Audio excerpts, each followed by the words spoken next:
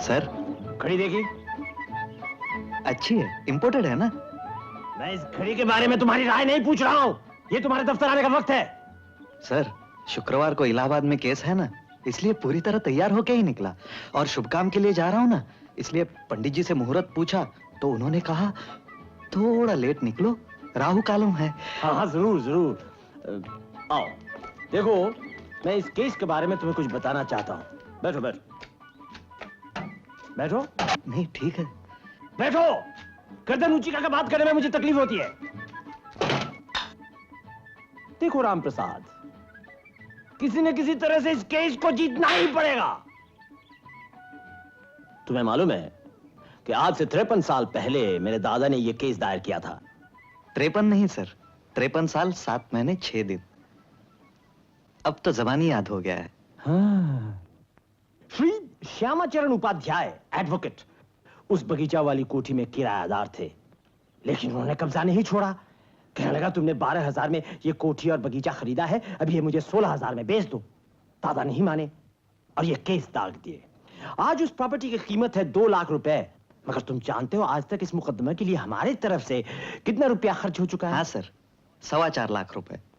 इतना ही नहीं, ये केस लड़ते लड़ते 6 वकील मर गए, ये 7वां है। समझ गए ना? अब ये केस हमारे खानदान की इज्जत का सवाल हो गया है। इसी चक्कर में मैं बनारस गया था शास्त्री जी से मिलने।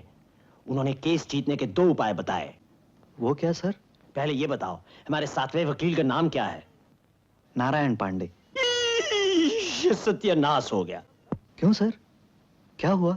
अरे शास्त्री जी ने कहा है जीतने के लिए हमारे वकील का नाम र या प से शुरू होना चाहिए। तो फिर ठीक ही तो है सर, उनका असली नाम है राज नारायण पांडे। तो राज छोड़ क्यों दिया? मुवक्किल नहीं आते थे, नाम सुनते ही पॉलिटिशियन समझ के भाग जाते थे।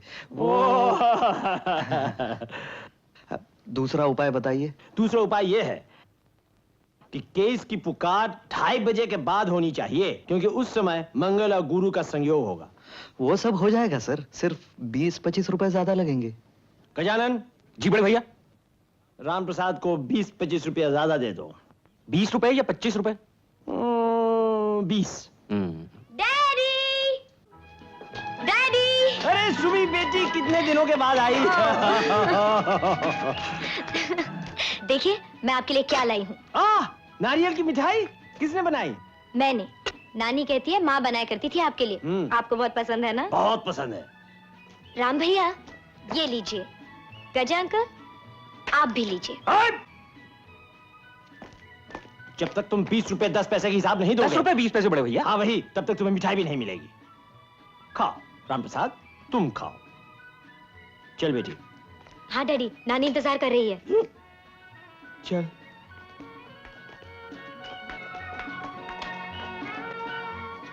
मैनेजर साहब, हाँ। पैसे दे दीजिए, ट्रेन पकड़नी है। कितना चाहिए?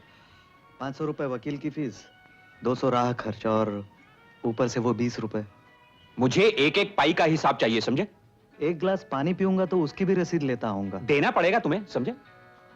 चलो। 12 साल हो गए अहिल्या को गुजरे हुए। मेरी तो वो इकलौती बेटी थी, मैंने सब्र किया कि नहीं? लेकिन तुम्हें न तो खाने पीने का होश है न घर का ख्याल। इतने बड़े घर को कबाड़ खाना बना रखा है। खाओ। ये सब शनि की शरारत है माँ जी। आग लगे तुम्हारे शनि और बुध में। पहले मैं समझती थी कि अहिल्या के शोक में तुम्हारा दिमाग चल गया है, लेकिन अब ये साधु संतों की चौखट की धूल तुम्हारे लिए नशा हो गई है, सिर्फ नशा। अब ये नशा छोड़ो भवानी, अपना घर देखो, बेटी को संभालो। बदनसीब है ये लड़की। माँ बचपन में गुजर गई और बाप साधु संतों और ग्रहों के चक्कर में फंस गया। बच्ची का बचपन तो अकेला रह गया ना। मैं इसे छोड़ने आई हूं तुम्हारे पास। माँ जी बस और 4-5 महीने। जब तक शनि की दशा ठीक ना हो तब तक तो मैं कुछ कर ही नहीं सकता ना। बबुआ मतलब काली शंकर की शादी हो जाने दीजिए, मैं सुमिता को जरूर घर ले आऊंगा।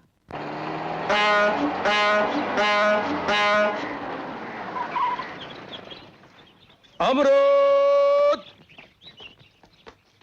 पहले पप्पी। ना ना ना ना, पप्पी की हड़ताल है चाचा जी। आज आपसे मेरा एक सवाल है चाचा जी। अरे 80 मॉडल मर्सिडीज से ज्यादा प्यारी सुम्मी, जो मांगेगी वही मिलेगा अगर मिलेगी चुम्मी। तो वादा करो कि नए नए कपड़े सिलवाऊंगा। कपड़े सिलवाऊंगा। वादा करो कि उन कपड़ों में मैं इत्तर लगाऊंगा। अरे इत्तर भी लगाऊंगा। वादा करो कि जीप नहीं घोड़े पर जाऊंगा। अरे घोड़े पे क्यों, क्या बात है? पर शर्मा जी, मेरा नाम राजनारायण तो है ही नहीं। वो मुझे पता है वकील साहब, और मुझे पर्सनली आपके नाम पे कोई इतराज नहीं।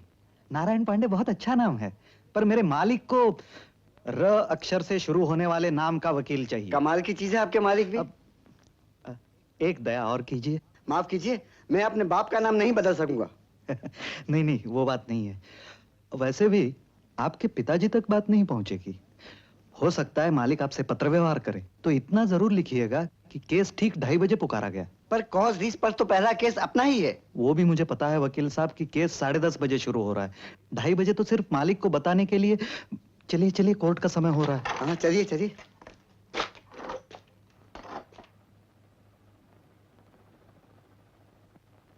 तुम तो किसी खाते पीते घर के घर जमाई बनकर रहने के सिवा कुछ और काम का ही नहीं हो। खातों में इतना घपला, हिसाब उसाब कभी खुद भी देख लिया करो। सारा काम मुनीमों पर छोड़ कर रखा है। नहीं भैया, वो हिसाब तो मैं खुद ही देखता हूँ, पर वो जरा सी गलती। जरा सी गलती, जरा सी गलती। Sir sir sir sir sir sir sir अरे पहले सांस ठीक करो। नहीं सर, ये खुशी की खबर सुनाते सुनाते मैं मर जाऊं तो समझूंगा जिंदगी बेकार नहीं गई। सर, हम केस जीत गए सर। ठीक है। जीत गए? अरे हम केस जीत गए, जीत गए। अरे हम जीत गए, अरे हम जीत गए। मगर तार तो देना चाहिए था। हाँ, तार तो देना चाहिए था। हाँ, तार तो देना चाहिए था, मगर ये खबर मैं खुद सुनाना चाहता था सर। ये खबर सुन के आपके चेहरे पे जो खुशी का रंग आया, वही मेरा इनाम है सर। शाबाश। पर अब कोई कोर कसर तो नहीं है? वो लोग फिर कोई फुंडा लगा दे। सवाल ही नहीं है सर। कोर कसर तो तब रहती जब केस 2:30 से पहले पुकारा जाता। ठीक 2:30 बजे पुकार पड़वाई। हाँ, लेकिन सर, पहले मुंह तो मीठा कीजिए। लीजिए। पहला लड्डू तुम खाओ। नहीं, स्वर्गीय दादा की तरफ से पहला लड्डू मैं खाऊंगा। स्वर्गीय पिताजी की तरफ से एक और हो जाए। हाँ, क्यों नहीं हो जाए। माय बॉय, तुमने बहुत बड़ा काम किया। God bless you. इसलिए तुमको बहुत बड़ा इंक्रीमेंट मिलेगा। गजानन जी, इसकी तनख्वाह आज से महीने में 5 रुपए बढ़ा दी गई। क्यों, खुश ना? 5 रुपए। और मैंने तुम्हें उस बाग और कोठी का इंचार्ज भी बनाया। वहां जाओ, मरम्मत करवाओ, रंग रोगन करवाओ, ताकि हम महीने में 2-4 दिन वहां जाकर रह सके और विचार कर सके। और सुमिता की मां की आत्मा से वहीं मुलाकात होगी। आखिर 53 साल के बाद हम जीत ही गए। शाबाश राम प्रसाद, तुमने कमाल कर दिया। हम खुश हुए, इसलिए इस खुशी के मौके पे कुछ जश्न वशन हो जाना चाहिए। मगर छोटे भैया, अबे ओ, जो बात साली मगर से शुरू हो वो बात ही गलत है। नहीं, मैं ये कह रहा था कि बड़े भैया तो चले गए देहरादून, 10-12 दिन में लौटेंगे। उनके आने के बाद ही जश्न होना चाहिए ना। देख लिया राम प्रसाद, जब भगवान अकल बांट रहे थे तो ये लंगूर चंद कबड्डी खेलने गए हुए थे। अबे ओ चपंडोक, बड़े भैया के सामने हंसना तो क्या, बात तक नहीं कर सकता हूँ डर के मारे। जश्न क्या मनेगा, ठेंगा। ये तो मैंने सोचा ही नहीं था। छोटे भैया, ये बीड़ा उसी को दे दे, गुलाबी बाई को। वाह वाह, ताकि बड़े भैया घर आते ही मुझे जूते मार के घर से निकाल दे। अबे ओ गजानन जी, यही वजह है तुझे बार बार मैं गधानंद कहता हूँ।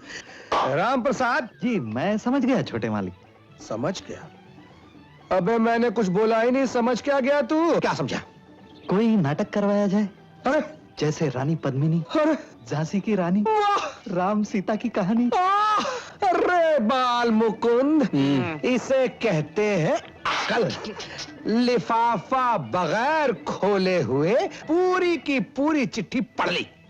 कोई भांड मंडली है तुम्हारी नजरों में? जी हाँ, मेरा एक दोस्त है बिरजू, नाटक कंपनी में ही काम करता है। परसों ही उसकी चिट्ठी आई थी। अगर आप कहें तो उसी नाटक मंडली को। सुमी को भी खबर कर दो।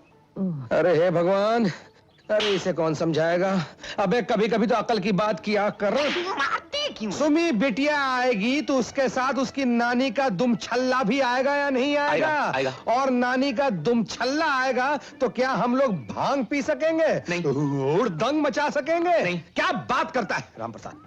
और अगर भांग न पिए और हुड़दंग न मचाएं तो फिर जश्न कैसा? बताइए, फिर जश्न कैसा? शाबाश राम प्रसाद, इसलिए तुम फौरन लपक जाओ पतली गली से। नाटक बिल्कुल फर्स्ट क्लास होना चाहिए, नहीं तो छोटे मालिक मेरे खोपड़ी पे 3 ताल बजा देंगे। अरे यार तू फिक्र क्यों करता है? हमारी कंपनी का सीताहरण तो सारे देश में मशहूर है। पिछले हफ्ते रावण के रोल में गुरुजी को और लक्ष्मण के रोल में मुझे मेडल मिला था, मेडल। बहुत अच्छा। अच्छा सुन, मास्टर जी और कुसुम कैसे हैं? ठीक है, अभी कुछ दिन पहले कुसुम से मिल के आया हूँ। चलता हूँ यार, गुरुजी को चाय देनी, शाम को स्टेज पे मिलेंगे। हाँ ठीक। अच्छा।